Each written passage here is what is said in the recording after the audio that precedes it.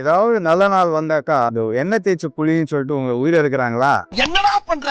ஆனா எண்ணெய் தேய்ச்சி குளிக்கிறதுனால அது பின்னால ஒரு பெரிய சயின்ஸ் இருக்குன்றது நான் சொல்றேன். அதுக்கு முன்னால நம்ம சேனலை ஃபாலோ பண்ணுங்க. நம்ம ஏன் எண்ணெய் தேய்ச்சி குளிக்கணும்? இப்ப எண்ணெய் தேய்ச்சி குளிக்கிறதுல என்ன சயின்ஸ் பார்த்தோம்னா, அன்னைக்கு நம்ம உடல்ல ரொம்ப ஹார்மோன் சேஞ்சஸ் ரொம்ப ஜாஸ்தி இருக்கும். இப்ப பாத்தீங்கன்னாக்கா வெனஸ்டே அண்ட் சாட்டர்டே பாத்தீங்கன்னா மேல் அவங்களுக்கு ஹார்மோனல் சேஞ்சஸ் அதிகமா இருக்கும். அதே டியூஸ்டே அண்ட் ஃப்ரைடே பாத்தீங்கன்னா ஃபீமேல்ஸ் அவங்களுக்கு ரொம்ப ஜாஸ்தி இருக்கும் ஹார்மோனல் சேஞ்சஸ். ஸோ இந்த 2 நாள் பேலன்ஸ் பண்றதுக்கு வேண்டி தான் இந்த எண்ணெய் தேய்ச்சி குளிக்கணும். இப்போ எண்ணெய் தேய்ச்சி குளிக்கிறதுலயும் நிறைய ப்ரொசீஜர் இருக்கு. நிறைய பேர் வந்து ஜஸ்ட் இப்படி தலையில தேய்ச்சி தலையில இருந்து ஆரம்பிச்சு தலையில தேய்ச்சிருவாங்க, எண்ணெய் தேய்ச்சி குளிச்சேன்னுவாங்க. அது தப்பு. எண்ணெய் தேய்ச்சி குளிக்கும் போது ஃபர்ஸ்ட் கால்ல இருந்து ஆரம்பிக்கணும். நம்ம நல்ல எண்ணெய் இல்ல கோகோனட் ஆயில் எதுவா இருந்தாலும் பரவாயில்ல, இது ரெண்டும் மிக்ஸ் பண்ணி தேய்ச்சாலும் ஓகே.